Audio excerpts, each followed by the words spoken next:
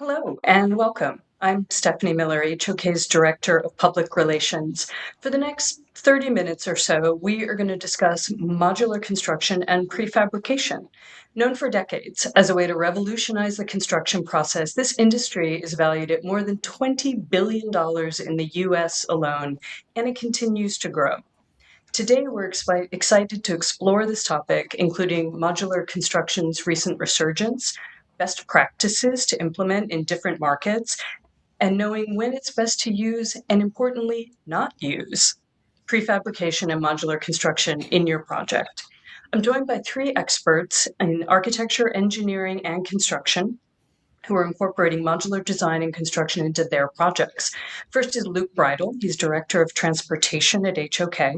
We're also joined by Matt Breidenthal, who's Director of Engineering, also a colleague at HOK. And then finally, Joseph Lawless, who is a Senior Engineer at Mammoet, who specializes in heavy lifting, transport, and installation of large-scale infrastructure. We invite those of you watching on LinkedIn to join in, participate, drop questions or comments in the chat, and we will try to incorporate those into the conversation. So let's start with the basics, defining our terms. For this conversation, we're defining prefabrication as a component of a building that is manufactured in a factory before arrival and installation at the building site, like wall panels, staircases, or bathroom units. Modular construction is a kind of prefab that encloses the space. Entire modules are built in the factory and delivered to the site for installation. All right, let's really dive in. What markets do you see modular applied in most effectively? And Matt, why don't we start with you? Yeah, sure. So I'll kind of close out with the where we're seeing it at a high level now, but Mammoet obviously and Joseph, I'm sure you're going to talk about this, has done this at a wide range of scales at a bunch of different project types for the types of projects that HOK works on from a design firm perspective. This topic has gotten a lot of attention in the last year or two, and it's kind of forced us to look back at where we've seen it and been using it. And we look back and we'd seen that we'd done it on at a scale that you would call modular, not just prefabrication, on 30 projects in a variety of markets. And they've kind of happened for similar reasons, but distinct reasons, and hadn't been seen as an overall trend until you really take a step back and look at the direction that this has been driving all of us. And so we've seen it in the range of project types and markets that we've worked on. Prefabricated modular laboratory facilities make a lot of sense of making those offsite and then shipping them in. We're just wrapping up a project now where we did that very successfully. A lot of our civic and justice projects use this quite a bit, prefabricated bathroom components and things like that. So again, we've been doing this at this sense of scale, or an increasing sense of scale, over the last 10 years. Where we're seeing it gain a lot more interest based on that success over the past, sport facilities more and more. It makes a lot of sense, especially for components that need to get erected quickly during off seasons, for example. And so that's gained a lot of interest. But I've got to say, right now, where Joseph and I tend to see each other and are looking at upcoming projects is a lot of aviation work. I would say even a year or two ago on aviation projects, this was still a let's see how it's going. DFW, Atlanta, and others have kind of been leading the way. You'll see some of that work. And now at this point, we're talking with a lot of our potential airport clients about the pros and cons and where to work with this. And it's just the value is demonstrated over and over on the types of projects that airports do, doing this at a scale that is much larger than you would do on other project types. So at the moment, a quick snapshot, that's where we're seeing it operated, and we'll get a little bit more into the detail there. Great. I think we've also done it just to round out that. I feel like we've also heard colleagues talk about it in the healthcare sector and possibly others, but we'll get there. Joseph, if you could share a little.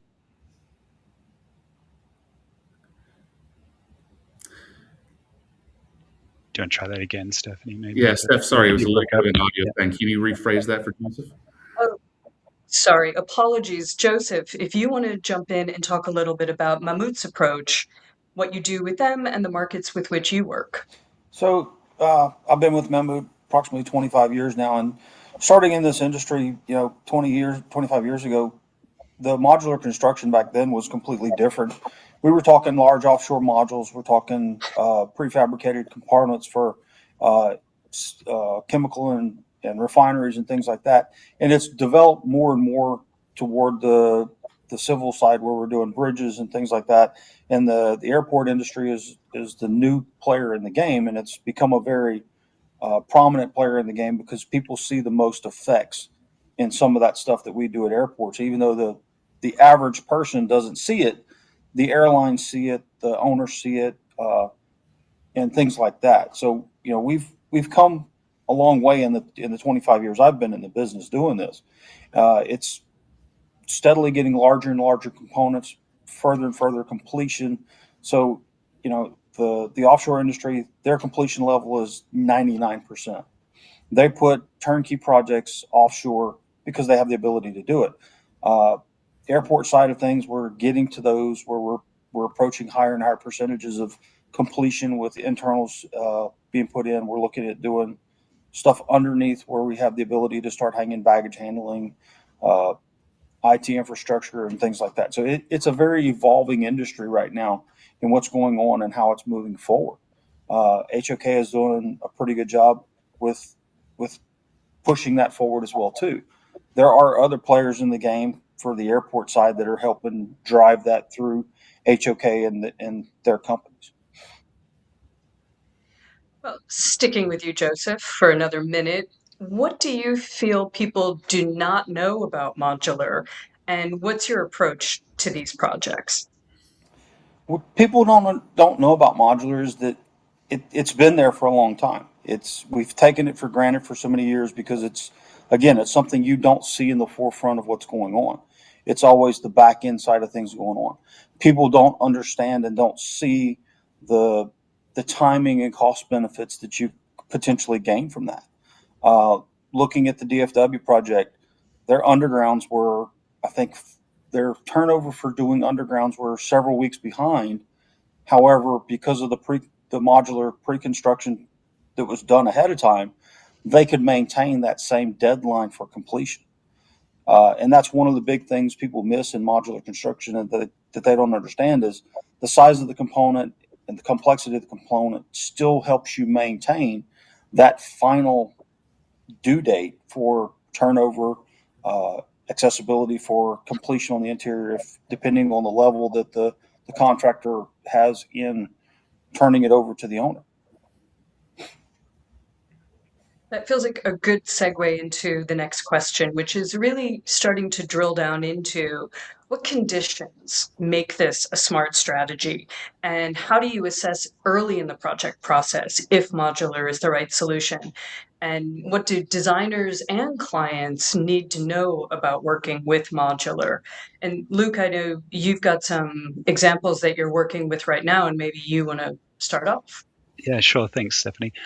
So the idea of developing a kit of parts within transportation has been a very sort of well tried and true path forward for the design process. And so, we've been working with many projects over a number of years where prefabricated components have been deployed across the site, be it with canopies, those sorts of things.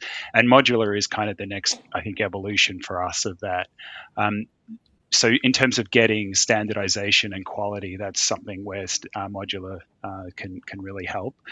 We also quite often are working in, and we have two projects on the boards at early phases at the moment, where one is working on an active railroad. So you've got trains buzzing by as you're building a station in and around it, and so the idea of having modular where we have an elevated concourse, you can drop those components into the station, keep the active railroad going below it. So challenging sites are obviously a great condition for this type of thing as well. In that particular project, we're actually using modular and prefabricated, so modular for the elevated concourse, but then prefabricated components for the canopies that go on the platforms. And then another project that we're currently working on as well, which is an active train station where it's being renovated around the users as the project is being built. And our contractor in that instance is actually using modular construction, where they're bringing in what they refer to as cattle chutes. They're bringing that into the station, which are all kitted out with finishes, with lighting, with HVAC, with sprinklers and so forth. So building those components within the station as a temporary basis allows the flow of people still to occur, and then the renovation of the station to take place around it. So two different users, but all very site specific. It's becoming more commonplace, certainly in transportation, but there are many others as well. I'm sure Matt and Joe can chime in on some of those as well. Schedule being one of those things, quality, sustainable benefits as well.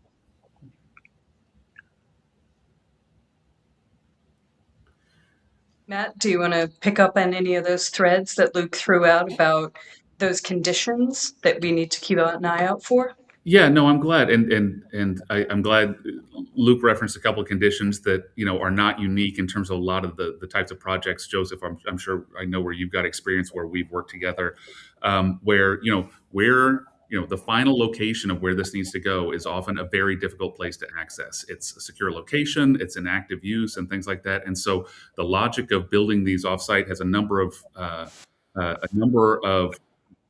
points of rationale that help justify it. One is building things where it's easier to actually build, and then you do what is, not a straightforward move, but Joseph, as you mentioned, one with plenty of precedent, and now we see plenty of others doing it. There's a number of benefits to that. One is you actually get a longer workday. We've talked to clients who say, if you've got someone who's trying to get on site and you have to get to your location, that is a lot of time every single day that is taken just getting through security protocol in order to get this and then get back out. If you can do that off site somewhere where it's not such a challenging location to get to, then that helps every worker every day, which is great. It also opens up the number of subcontractors that a lot of these projects can access because those subs can get to a non-secure location where not all of them have approvals to get to the secure one. And so there's a number of rationale on that side. One thing just to pick up on, and Joseph, I'm curious if you can kind of give your perspective on this. And coming on that is actually a lot of fundamental understandings that we talk about with clients because it's not standard protocol. This is not something where you can just push the modular button midway through construction documents and then there you go. There's a lot of conversations early phase, even with what are your contracting methods as a client? Are you able to bring in the type of expertise that you need 2-3 phases ahead of time? Because that's what's required in order to do this. That's setting certain modules. How are we going to pick this up? It's a fundamental modification, I would say enhancement, but it requires certain folks at the table contractually much earlier than other means of construction if this is something that you're considering, even if you're just evaluating back and forth. So, Joseph, we've had this conversation before. From your perspective, how do you talk to clients about and being able to engage you and the fact that there are times when it might be too late to try to make this work effectively? So ideally, we like to talk to sometimes we get in before clients like HOK are even involved. We've been involved with clients, owners actually at certain points in time. But where we get involved with HOK and those type of people, we want to be involved. The instant the word modular comes out of your mouth, we want to be involved. There are things that we can point you in the right direction to help the project be more successful. And it's simple things that people take for granted.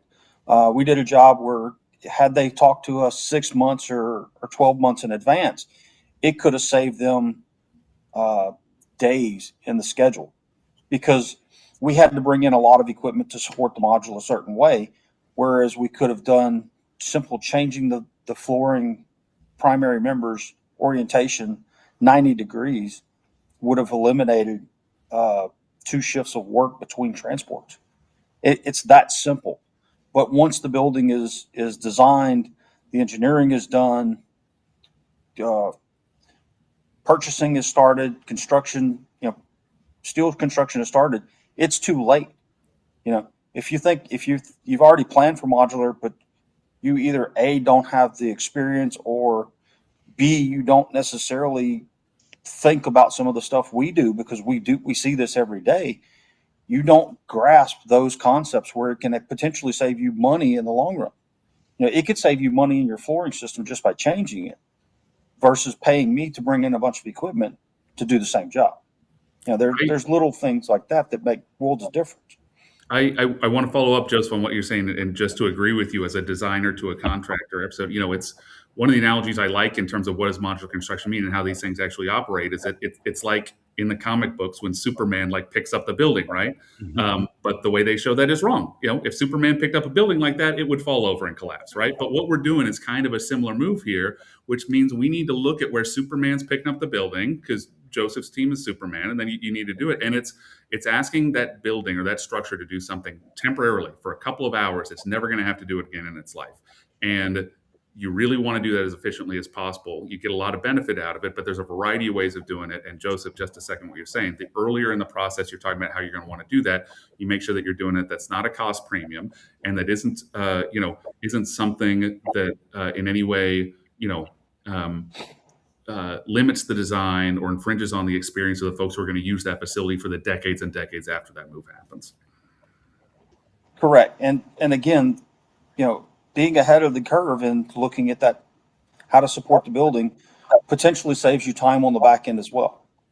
If I have to bring in a bunch of equipment, and I have to spend 2 days setting up for every move, that's 2 days we lose toward the back end of turnover for completion. And that could be the difference in making schedule and missing schedule. This collaboration also speaks to the alternative delivery method, right, too. So having contractors in early as part of those conversations is becoming more and more commonplace, I think. It's certainly in transportation anyway. So I think that the two things are starting to get aligned a little more there, which is helping. Yeah, Luke talked about construction of railroad infrastructure and things like that. We've set railroad bridges where they literally set the bridge, align the rails, in 72 hours, the railroad's back on the line. Bridges, I did a bridge in Detroit. You look at total impact factor, not only on cost for the project, but impact factor to personnel and inconvenience. Did a bridge in Detroit, 7-day interstate closure, but that 7 days of closure was a headache for I don't know how many people that added an hour plus commute to their job.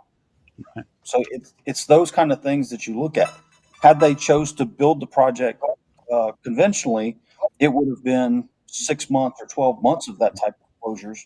And the people, that's the backside that people don't always see that we were talking about earlier. How does it affect them personally in the long run? Yeah, I mean, track outages are one of the major drivers of timing of building a train station in particular. So if anything that you can do to limit that, as you say, turn it around in 72 hours is pretty impressive. But, if you were to stick build that, it would take considerably longer. So. Well, saving time is obviously incredibly important, but what about saving material and the sustainability aspects of using modular? Is it always going to save on materials? What is the relationship of waste with this?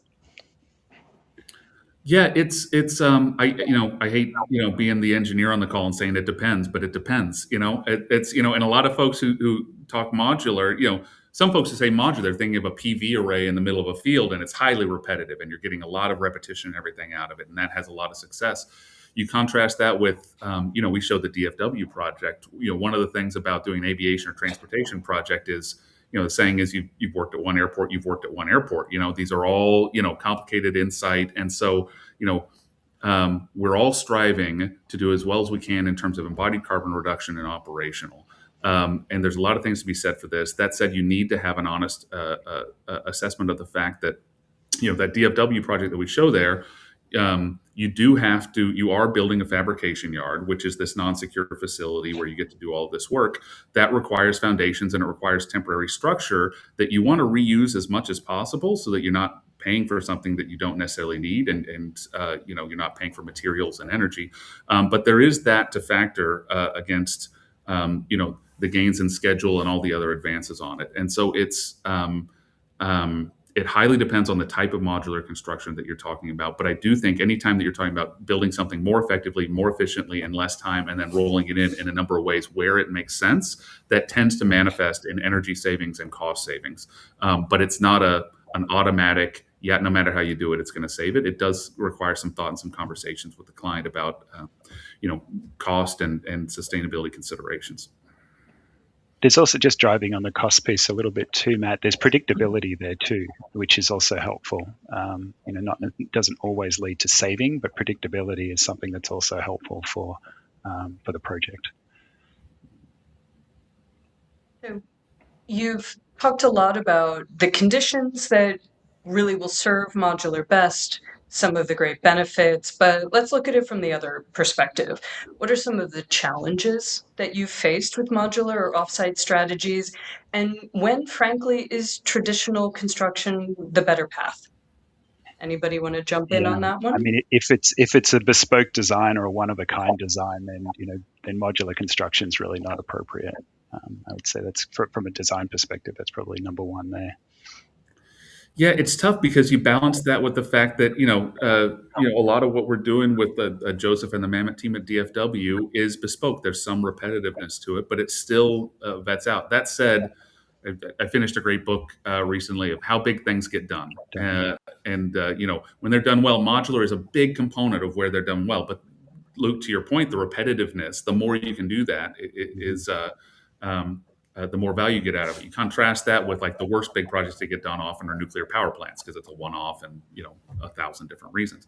For some of these, in spite of the fact that it might be bespoke, I think part of one of the most important things that Joseph and your team and us at HOK try to bring for our clients is not putting a finger on the scale, but helping have an objective assessment of where it makes sense and where it doesn't, and reasonably knowing what this is going to get for you, and locations where it's not the answer. And stick built or whatever approaches make a lot of sense. Now, again, coming back, Stephanie, to your initial point, there is a range of scales of prefabrication and modularization, and most projects have something within it. But if we're talking about the really large scale modular construction, it's if there's only 2 or 3 modules and it's very bespoke and it's custom there, then those sorts of things sometimes don't always pencil out in terms of the value.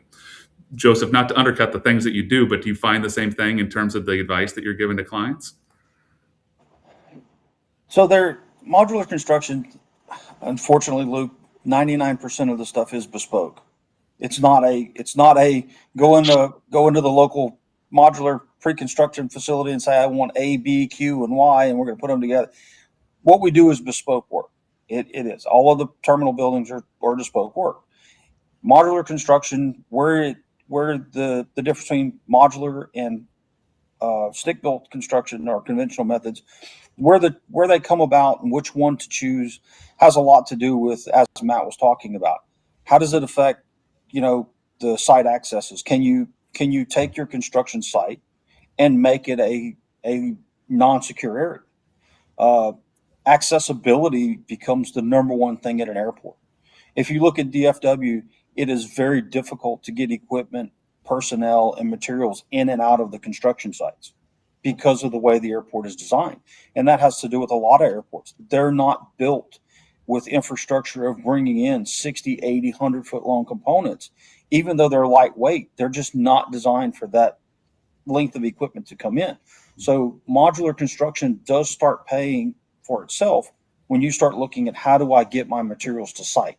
If you have to bring stuff in across the airfield every time you need to bring in components, is it really saving time and money?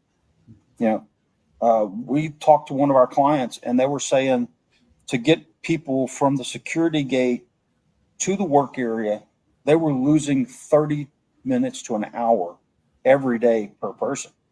Now, if that one person forgets something and they have to go back outside and bring it back in, you've now added an hour plus to their workday. If you have to send somebody out to get materials, are the materials going to arrive in time? So that's where that modular construction starts looking more and more beneficial. It's not right for every project. If you have a project where you have great access from outside, you can make it a land side in an airport industry, or you can make it a non-secure area. You can potentially build it stick built easier, cheaper, faster than modular construction.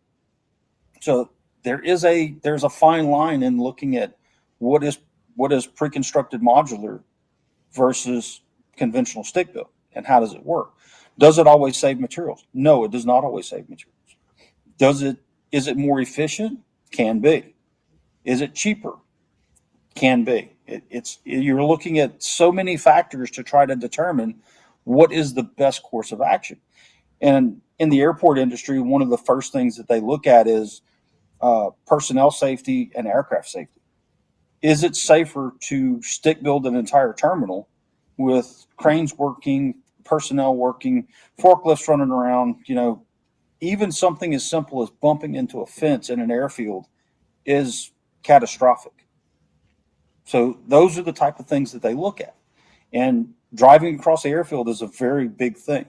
Every time we do it, we're looking at a 4 to 8 hour closure strictly for us to move across the airfield with the equipment. So how does that affect them versus, 200, 300 truckloads of equipment coming in? Mhm. Well, I'm going to jump in. We have a couple questions from the folks who are watching. Luke, this one's going to come to you, a transportation-related one. Speaking of train stations, this person says, I've seen stations that place the railway on the ground floor or first floor or an underground. Is there an ideal position, especially for international rail stations that possibly cut through seas? Wow, there's a lot there. Yeah, I mean, whether you choose to do a train station at grade, elevated, or underground is really site specific. So there's not a one size fits all answer to that. Certainly, with underground tunnels, there's components with that are absolutely prefabricated components, and they have been, gosh, ever since the first ones were. We went under the Hudson River way back when. There was modular components or prefabricated components within that. So, definitely elements within there. I think there was probably other parts to that question, right? Was there something that I didn't touch on? I think you got most of it. We do have another question, which is more about delivery. So this person asks, with the alternate delivery contract methods, have there been projects that have used CM, GC, progressive design build, or design build? And are there any lessons learned from the contract methods and how that relates to whether or not modular is a good choice? Joseph, if you don't mind, I'm curious your perspective on this from the contracting method. I know you've done it under several of them. What are your preferences? What do people need to know? So, unfortunately, in the modular construction world, you can't.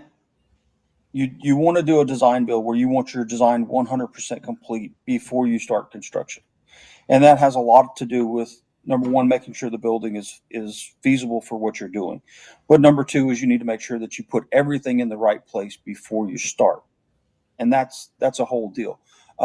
Dealing with different clients, construction management, and things like that, there are changes along the way. So the design build is preferably 80+% ahead of schedule.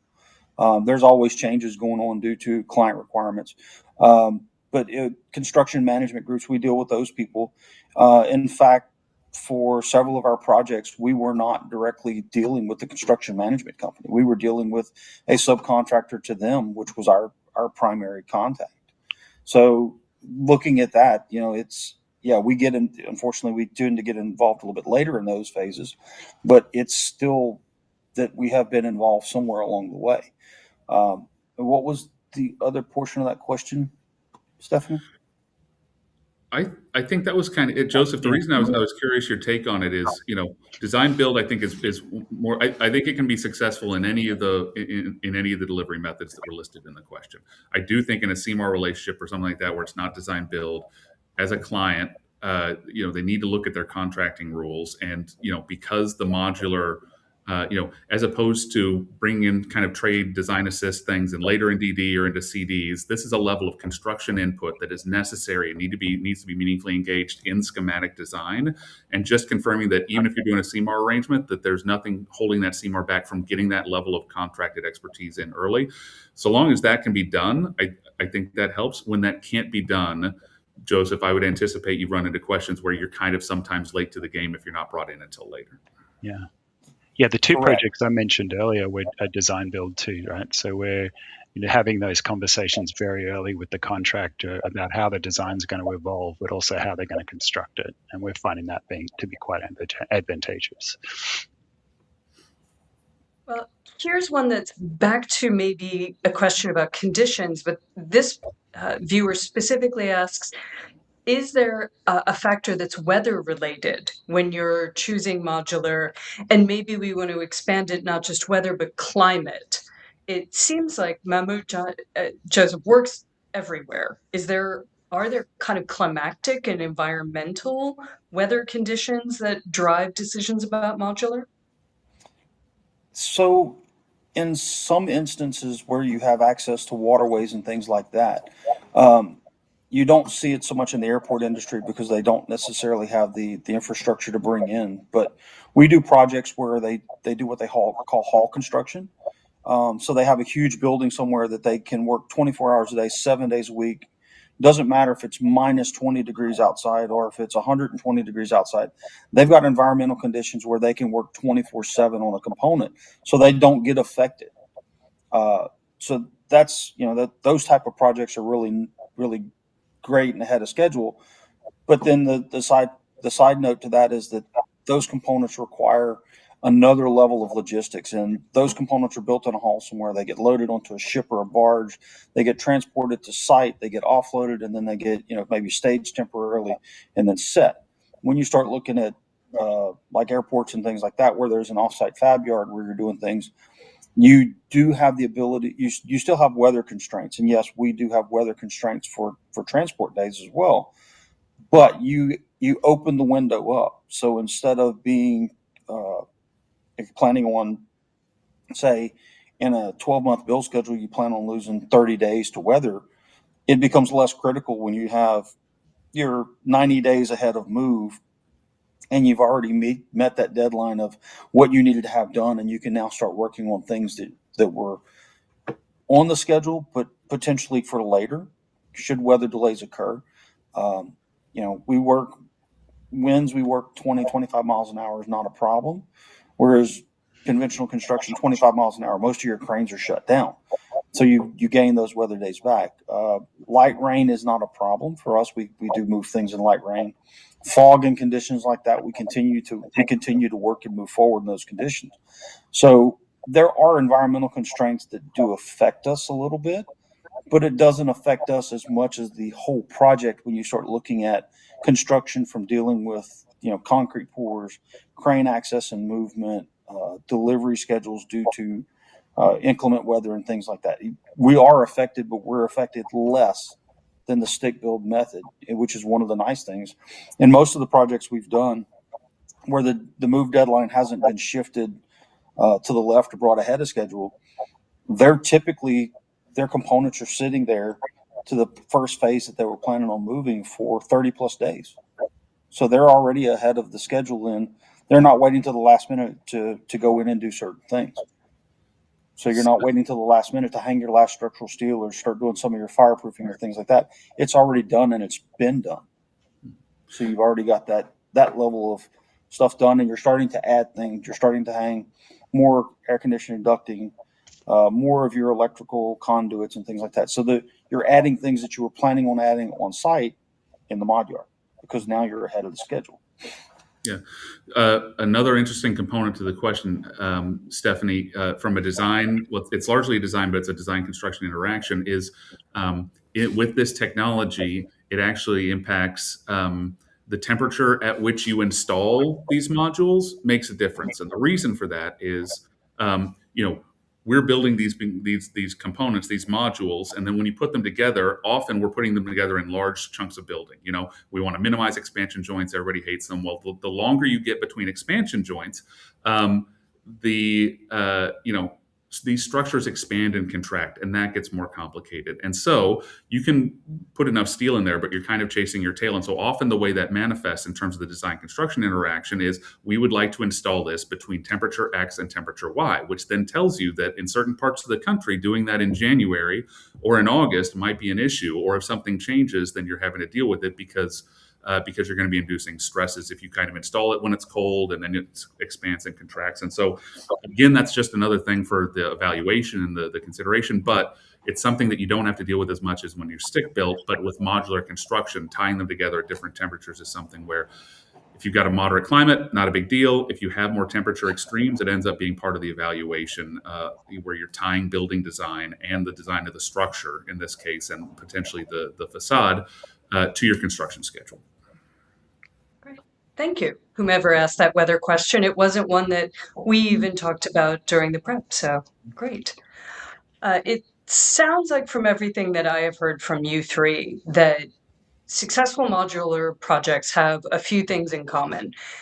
Really important to have early integrated collaboration, embedding that modular strategy from the concept phase, as Joseph said, from the moment it comes out of someone's mouth, and local knowledge and fabrication capabilities. So thank you, all three of you, for participating in the conversation. Thank you, everyone, for asking really great questions. If you do have more questions or comments, drop them in the chat and we will try and respond to all of those. If you don't follow Joseph, Luke, or Matt on LinkedIn, please do. And thanks so much for joining us. We'll see you next time.